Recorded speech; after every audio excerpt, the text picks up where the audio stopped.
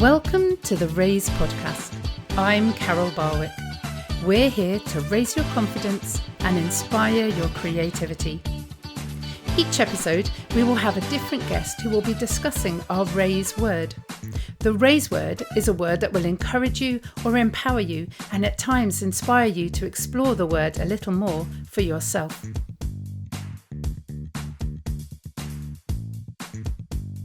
Well, hello everybody and welcome to the Raise podcast. I'm Carol Barwick. We've had some great words so far in this season, and today is a really important one. Today, the word we're going to be looking at is learn. And we've got a brilliant guest today, Lindsey Fekete, who's going to talk to us all about learning and what it means to her and how she helps other people to do it. Good morning, Lindsey. How are you doing? Good morning. I'm fine, thank you. How are you? I'm good, thank you. Thank you so much for being on our podcast today. I'm excited because this will be going out either just after or just before people go back to school. So I think it will be a really good one to inspire people and get them prepared and ready and maybe challenged. Yes. So before we get into all the different things that you do around education, Lindsey, what does the word learn mean to you? So I think, like lots of your words that you talk about, they can be a huge amount of things that you can talk about. But for me, I think it links in with lifelong learning and how we are learners through the whole of our lives, no matter what we're doing. And it's not just linked to education, although obviously a lot of what I do is linked to education, but it's about how we grow and how we move forward and how we interact with other people and going about our daily lives. So it just encompasses so much that I think I found it really hard to specify just in one sentence what it means to me. But I think it's something that is so important and something that I thought about a lot when I first started my career, and what it would look like and what I thought it should look like. Yes, that's it. Brilliant. That's a really interesting point to kick off on, really, that what you think it should look like and what you thought it should look like. I think maybe that's one of the greatest bases. I don't know what's the right word. Bases. We're learning for learning, because actually, if you go into life thinking, well, it's going to look like this, I wonder how much you're actually prepared to learn.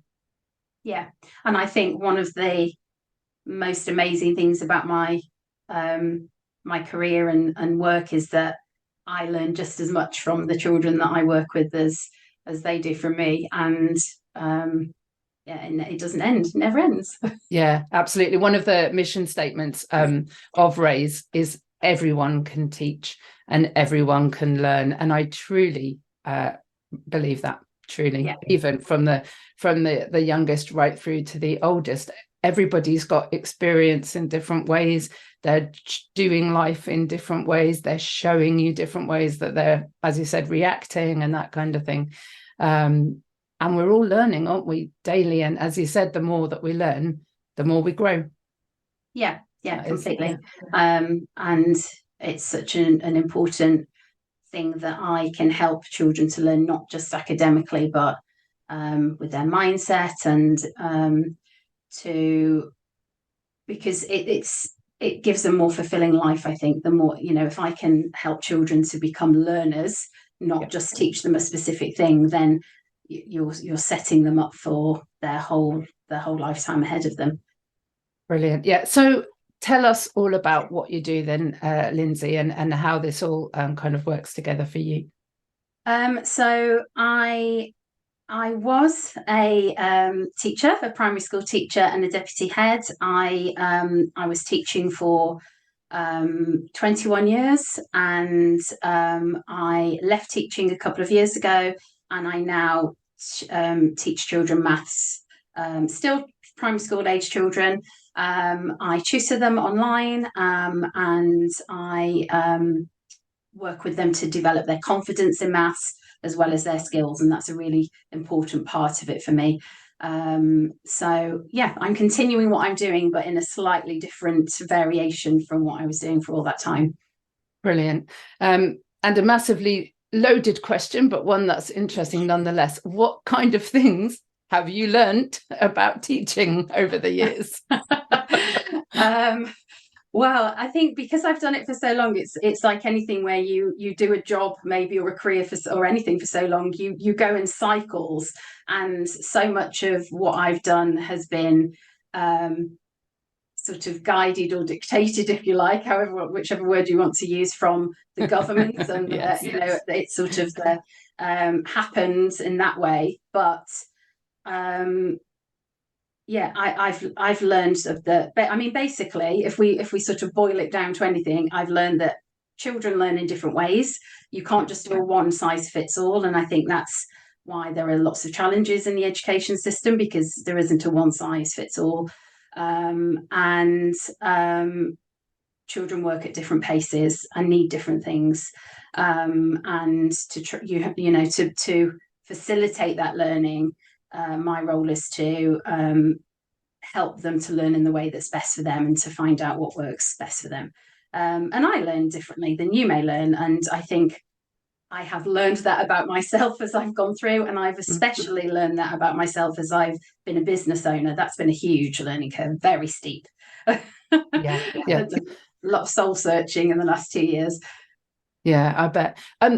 Going back to what you were saying about the possible kind of dictatorial nature of the government and what they want, how does that work when you know that you've got pupils in your classroom and potentially they all learn slightly differently?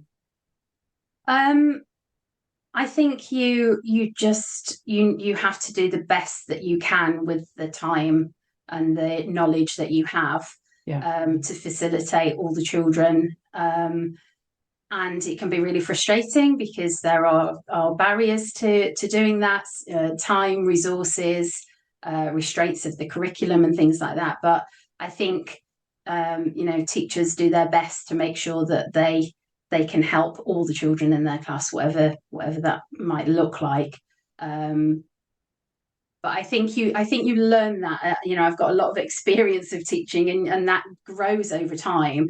I was a very different teacher from the end of my career as I was at the beginning, because you just have to do it. And by doing it, you learn. And then you have another class of 30 children, and another child or another 10 children in that class will learn differently. So you learn how to support them. And it's just that ongoing journey of gathering like a toolbox of things that you have tried and tested and that work for the majority of children, and then tweaking it and changing it, and for the children that need something a bit different. Yeah, I mean, my son was saying to me yesterday, what subject did you teach? And I was a primary school teacher just for 2 years, and I kind of said to him, well, everything.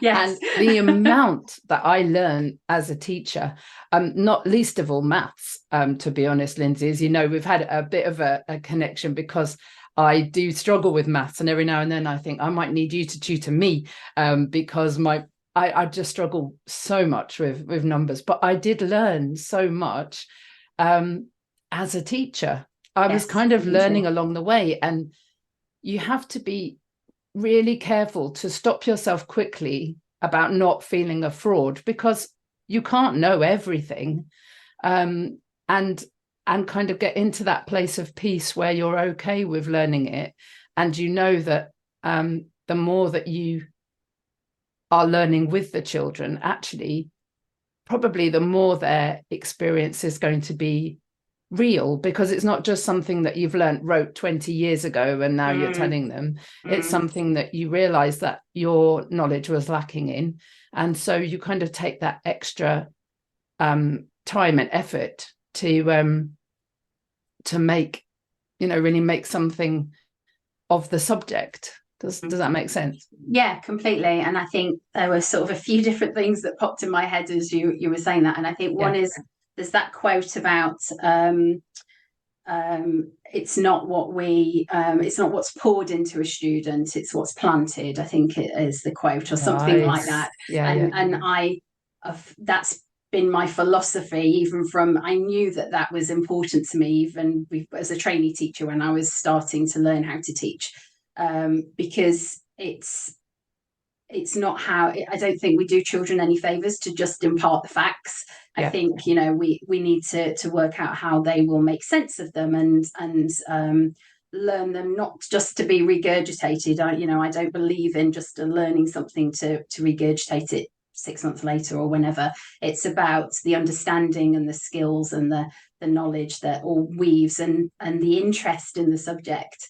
And that's a huge challenge as a primary school teacher and secondary, because you're teaching different year groups, but you have to know about 10 or 11, I think, subjects for that particular age group.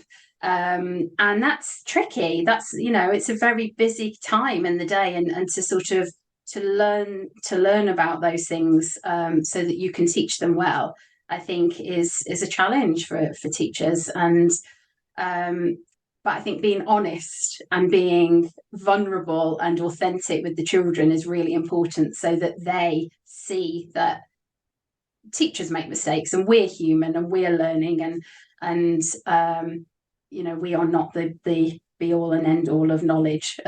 And that we're doing it with them and learning with them.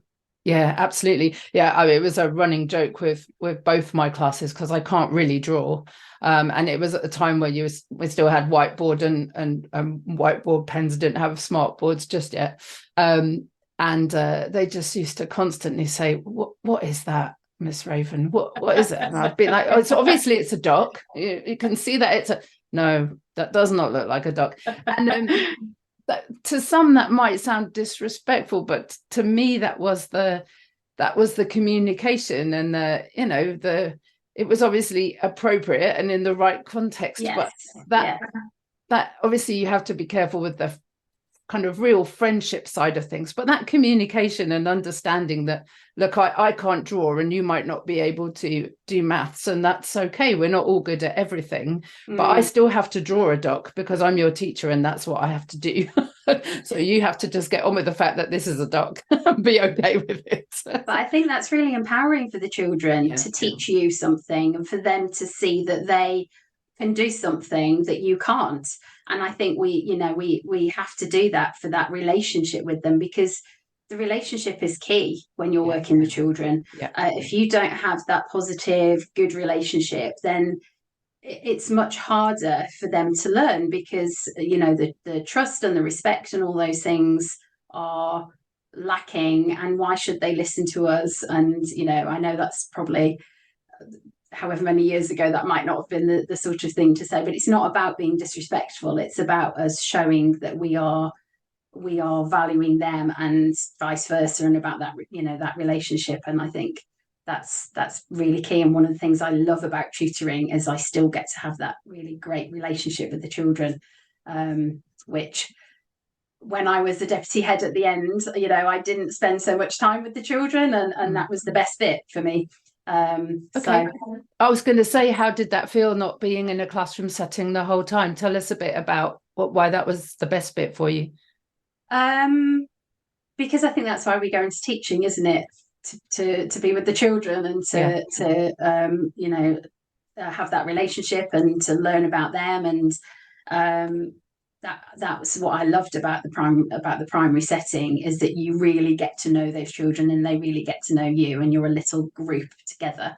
And I wasn't class-based when I was the deputy head. I was in a very small school, so I knew all the children, all the children's names, knew all about the children, but I didn't spend as much time with them. I spent much more time doing the paperwork and the bureaucracy and the policies, and all that sort of thing. And although I quite like doing a spreadsheet, it wasn't why I went into teaching. And then when I left and started tutoring, which I initially wasn't planning on doing, I was leaving teaching for good, and I sort of had enough and wanted to leave. But it was almost like an instant, yes, this is why I went into teaching. I'd forgotten about this, and I've loved it ever since. And I knew that was what I wanted to do, and that's what I needed to do, was to get back to teaching the children and learning with the children. I mean, I think that's one of the myths, is that, you know, you can only be a teacher if you're in the classroom, and that's just such a disempowering and a kind of disappointing way to see things, because you don't have to be in a classroom to teach at all. And I mean, I was actually only physically in a classroom for about 4 years in total, in a variety of different settings. But man, am I a teacher. I mean, I am just a teacher. And my husband, the same. He was a PE teacher, but he's been out of teaching, in inverted commas.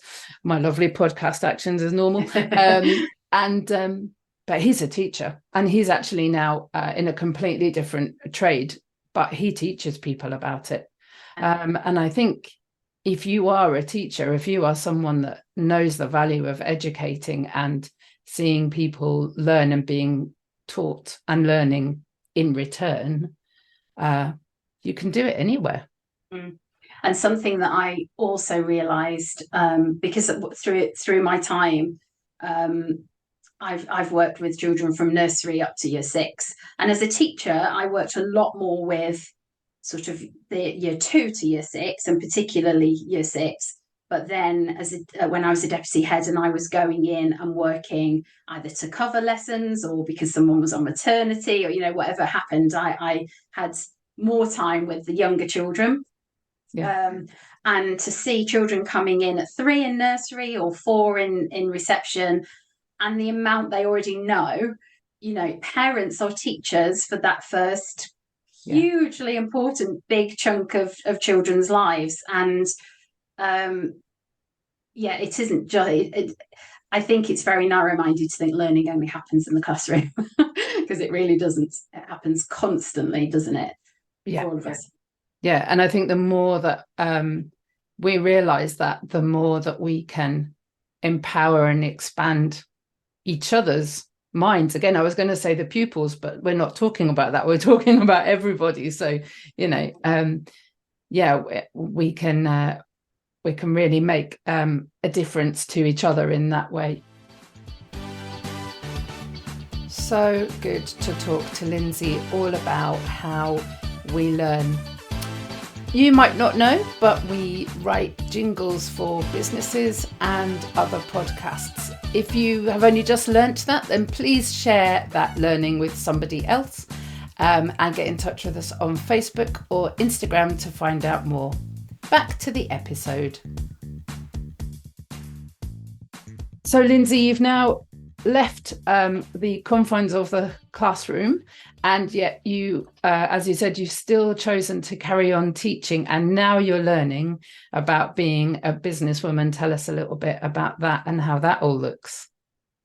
Yes, so I have run my tuition business for just over 2 years, coming up to the 3rd year in September, because of course when you're in teaching, your year starts in September, not January, your new year. And it has been the most amazing and daunting experience I think I've done since when I was doing my teacher training, and right back at the beginning of my career, because the teaching and the tutoring part is such a small part of what my day-to-day work looks like, because I'm a sole trader or a sole entrepreneur, whatever I want to call myself. Then it's me doing everything. And I worked in education for, you know, in the public sector for so long that I didn't know how to share things on Facebook or market things, or you know, do my accounts and all sorts of things, make a website, you know, meet other business people. There's just been so many things, but I've loved it. I've really loved it. And it's challenging. It's obviously very challenging, and it's busy, and I'm still working as much as I was working when I was full-time teaching. But that autonomy has been amazing, and I've loved it. And to be able to choose to do things how I think are the best ways to do them, and that I think are the most important things to do, has really been amazing. Yeah, it's incredible what you learn when you're suddenly on your own, because you have all this time that you can play with and create completely your own timetable, and you kind of sit back and think, there we go, and then you're like, oh, hang on a minute, someone's invoiced me, that means I need to know how to use a good numeracy package. I'm trying not to say any words in particular. Accountancy. And oh, right, so now I've got one tutee, but I need another 6, so that means I now need to get on social media and tell everybody, as you said, and have the confidence to do that, even though I've only got one person so far, and I don't really like the resources that are around at the moment, so I'm going to create my own. Oh, I might need copyright for that. It's big, isn't it?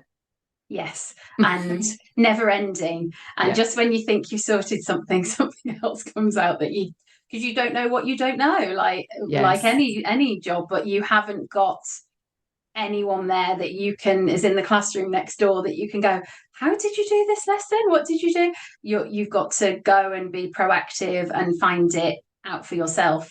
And luckily, I am that type of person where I am a learner, and I like to find things out, and I like to sort of research and do things, but it's doing it, realizing it's wrong, or it doesn't work quite how I wanted to, or things change, or I do something and actually that wasn't really what parents wanted me to make. They needed something else, and it's just constantly learning, the next step and the next step, and it's layers. I don't think it will ever stop, because just when I've done one thing, I then think, oh, I think this would be a good thing to do, and then I do something new, and then I add something else. So I'm growing and expanding my business, but every stage there's a new thing to learn, usually tech, because I don't love tech. And I've sort of had to find out a lot of things that I wouldn't have naturally chosen to do before. But yeah, a lot about my confidence and doing work around that, about, as you say, about putting yourself out there, is really different, because when you're working in a school, you don't blow your own trumpet. You blow the children's trumpet, you blow the school's trumpet, but you don't say, oh, look at me, I'm so good. In fact, the opposite. It's it's all that sort of self-effacing, is that the right word to use? Where you're sort of saying, oh, well, yeah, I did that, but I could have done this better. I could have done this better. Whereas, you've got to learn to shout about the things you're good at when you've got your own business. And that was huge. That was a big mindset shift. It took me a while to do that. Again, without naming any big organizations, but I wonder how many visiting organizations that come into schools have got something to do with that negative feeling as a teacher, and the critique that you can get so often, that kind of makes you feel that what you're doing isn't quite there yet, isn't quite good enough. And also how much of that is that need to keep learning and keep bettering yourself. I think there's a lot of pressure. There's a huge amount of pressure, which ultimately was why I left teaching, was the pressure and the stress.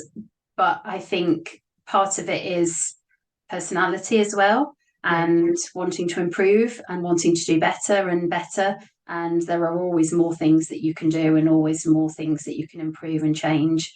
And it's managing that when you run your own business, I think, because you could, just like teaching, actually, you could just do more and more and more and more constantly. There is no end.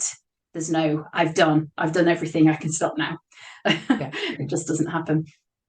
Yeah. And I wonder about goalposts as well, because I think in teaching, the goalposts are always changing. Sometimes you got told in advance, sometimes you got told on the day.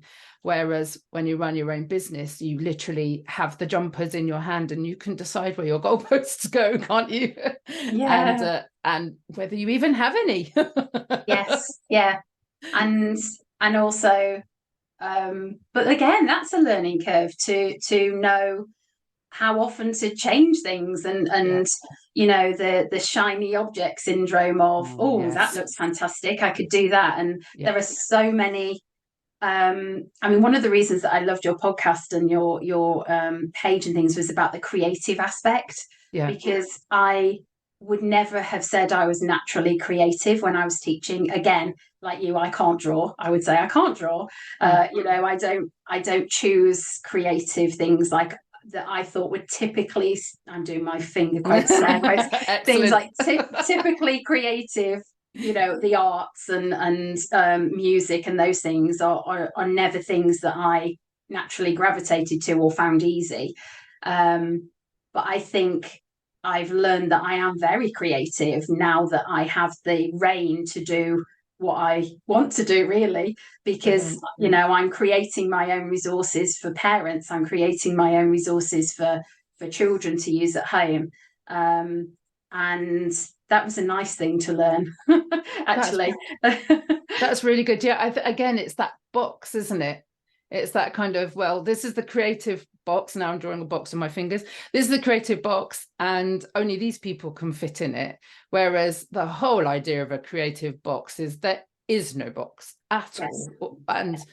Or there is a box if you want a box, but it doesn't have to be a cardboard box, or it could be whatever box you want.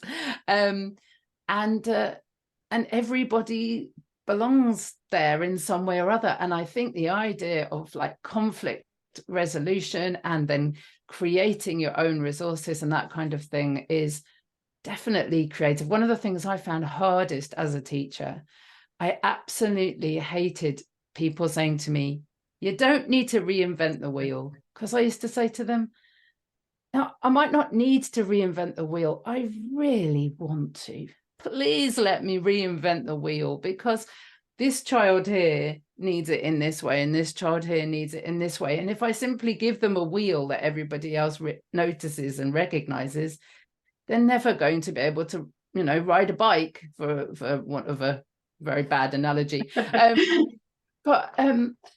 Yeah, so tell us a little bit about your resources and why you decided to create something different to what's out there.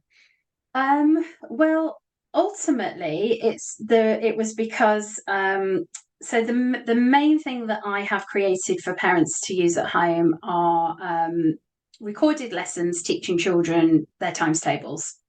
That's the sort of my main resource. And the reason that I did that was because it's so key to maths in primary school, and I've seen many times children finding other areas of maths difficult when they get to year 5 and 6 because they are not so sure about their times tables, or they can't say, you know, they can't remember them quickly. And I learned that it just makes life easier for them. But it's often something that is outsourced to parents, because schools are very busy, really busy, and to fit everything in is hard. So often times tables are something that's sent for homework, or different online apps and games and things that are sent home for children to play to learn their times tables. And they don't always work. Just going back to that, different ways that children learn, they don't always work for all children because they need things in a different way. You know, the timed aspect, a lot of children find difficult because of the pressure. And my whole ethos around teaching maths is about children being confident with maths, because I've seen the impact that has when they're not. So I think I saw the need for something that parents could use at home that would teach children their times table. So I basically teach a lesson and go through a system, if you like, or a sort of a structure that I know is a good way to teach them. And I've made recorded lessons, and then I've made activities to go with it that parents can print and children can just do. So it was my way of helping parents to teach their children times tables, which seems really easy, but isn't when you only know the way of doing it by a rote, or you only know the way of play this game on this app, and it doesn't work for lots and lots of children. It really doesn't. They may learn them, they may do them for a test, but then do they remember them 3 months later? Not often, not. Or they learn the next times table and they forget the previous one. So it was a big need that I saw, and I got to make them in the way that I think is the best way for children to learn, and that was lovely that I could do that. And yeah, so I got creative, and I wouldn't have said that I was. I think I would have said that I was a problem solver, and if there was a problem, I could solve that, and I didn't really realize that was being creative, but actually to make the resources and do that was really nice. And the other reason I did that was because I do one-to-one tuition online, and then I do very small groups for some of the older children, the year 5 and 6 children. But I very quickly became full and had a waiting list and couldn't accommodate the children and the parents that were coming for support. So to make something that they can use at home, I'm still teaching. It's not just sort of a workbook to work through. I'm still teaching, but I don't have to find, a time to do it in the very short amount of time that children aren't in school, because, there's a little window at the end of the day, and there's a bit of a window at the weekend, and that's it really. Yeah, and that's excellent, because that means that it's accessible to so many more people, which of course is what so many of us are looking for these days, accessibility, whether you suddenly go down with something and you're not able to go to school for a week or so, or just to be able to access that kind of course, and those programs are brilliant. So thank you for realizing that you're creative and using that creativity. That sounds absolutely brilliant. And of course, we'll put all the details of what you do and where to find you, how to get hold of you in the show notes, so that people can come and find you and join your waiting list, it sounds like, at the moment, which is brilliant.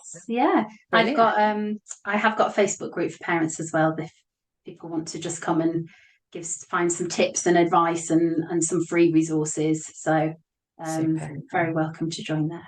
Yeah. Do you want to, if you just say where they are now as well, Lindsey, just in case people haven't got time to go to the show notes, so just tell us a little bit about where we can find you. So I'm mainly on Facebook. So my business is called Reach Online Tutoring. So I'm mainly on Facebook. I am on Instagram. I am learning how to use Instagram more. Aren't we all?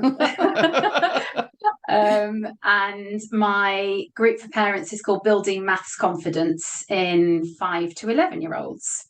But you can come to my page, and there are sort of links there. I have got a website, so you could always Google me. Can I say Google? Search for me. You've done it twice. Sorry. No, I'm sure I've said it so many times. I'm using it as a verb. Yes. We'll learn and find out whether we're allowed to say it. Oh, thank you so much, Lindsey. We always have a bit of a challenge at the end. So I would like to challenge people listening today just to maybe see September as your new start of an academic year, of something that you might like to learn. And what might it be? Is there an instrument that you've wanted to learn? Do you need to join Lindsey's group and get tighter on your times tables and your maths? Do you need to embrace the fact that actually you are a creative? Or do you need to learn how to draw a duck? All those kind of things we can learn and more. But do challenge yourself, because the way that it can give you confidence and empower you, and you might even start a business like our brilliant Lindsey's done. Do you want to add anything to that, Lindsey? No, I think we've talked about lots of things. I think it's such a big area. It's something we could talk about for hours and hours, and go into adult learning and what happens when you're not at school and all those different things. But I I think we've got the essence of it. Yeah, lovely. Yeah, definitely scratch the surface. I think we'll have to have another conversation maybe next year, and we'll find a different word to talk about, because it's been brilliant. So you know what we do now. We come to the part where I do a poem, and when we talked about maybe doing the word educate, and then we swapped it to learn, I kind of breathed a sigh of relief, because there's more words that rhyme with learn.